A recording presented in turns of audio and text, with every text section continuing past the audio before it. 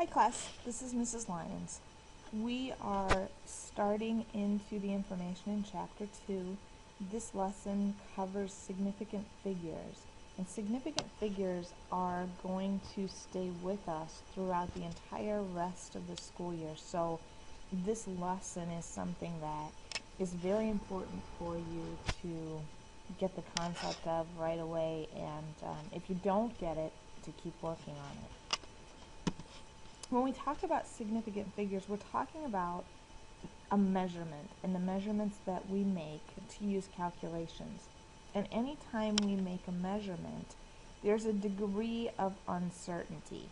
There's a digit in every number that corresponds to a measurement that's estimated. Okay?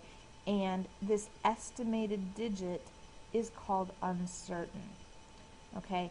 A measurement always has some degree of uncertainty, okay? And we're going to get into measurements later in the week, and you'll see what we're talking about.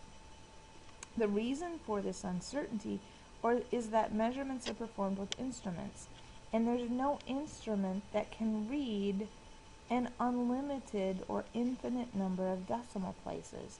Every instrument has limitations to how specific a reading it can give, whether it's a ruler, a graduated cylinder, or an electronic balance.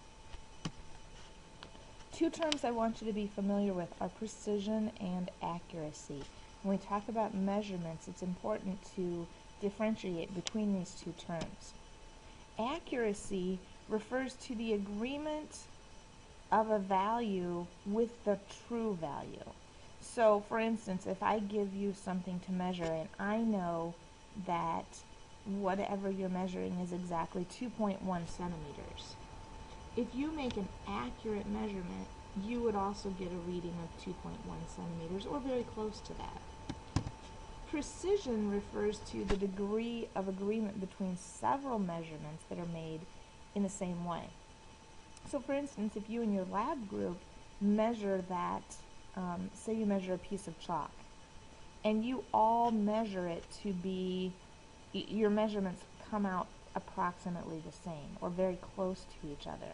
Your measurements are precise. Okay, we said there's precision in those measurements. Now what we're going to find out is that a measurement doesn't always have to be accurate and precise at the same time. So we're going to use archery as an example. We're going to talk about the accuracy and precision of the shots that an archer makes. Okay, in this first example, 3 arrows, we know that the archer is shooting for this center red bullseye. Okay, this person didn't hit the bullseye at all, so the shots are not accurate. They are way off target. Not only that, but they're very spread out. So these shots are neither accurate nor precise. In this example, the archer shoots all 3 arrows right in the same area of the target. Okay, so they've got precision to their shot. They're hitting the same spot every time. However, they're not accurate because they don't hit the bullseye. Finally, our last shooter actually hits all 3 arrows right in the bullseye, close together on the mark,